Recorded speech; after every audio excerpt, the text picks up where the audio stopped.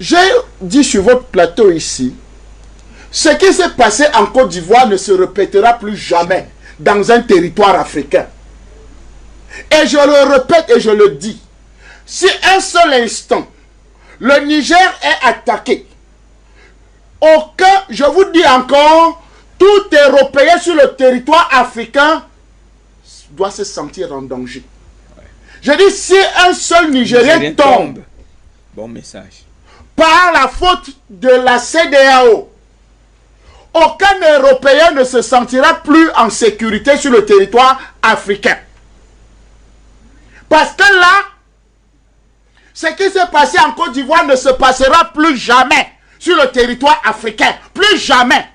Ce qui s'est passé en Libye ne se passera plus jamais sur le territoire africain. Chers Africains, écoutons-nous très bien. Vous êtes des soldats partout où vous vous trouvez.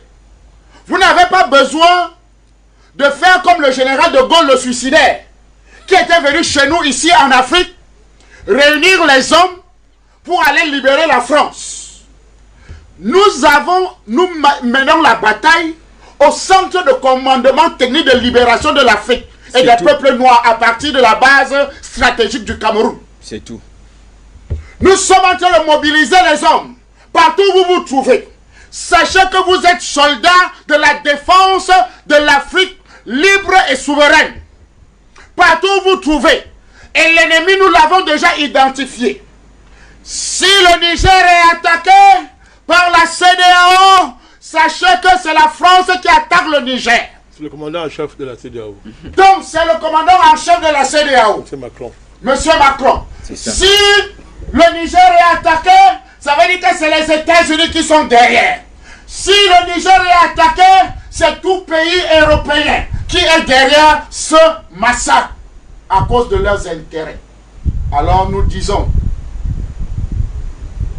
chers Africains, quand vous voyez un Européen, si le Niger, je dis bien si le Niger est attaqué, quand vous voyez un territoire africain et que le Niger est attaqué, c'est votre ennemi.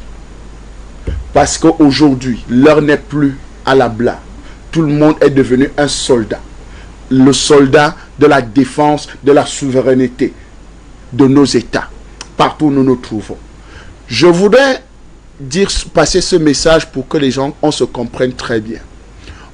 Parce qu'on ne peut plus continuer à avoir. Monsieur Jonathan Batengene vous a démontré tout à l'heure le visage hideux de ces généraux, de ces gens qui font du larbinisme au quotidien, au travers des déclarations. Parce que quand vous voyez le peureux en chef de cette CEDEAO, M. Alassane Dramane Ouattara, vous comprenez qu'il y a panique.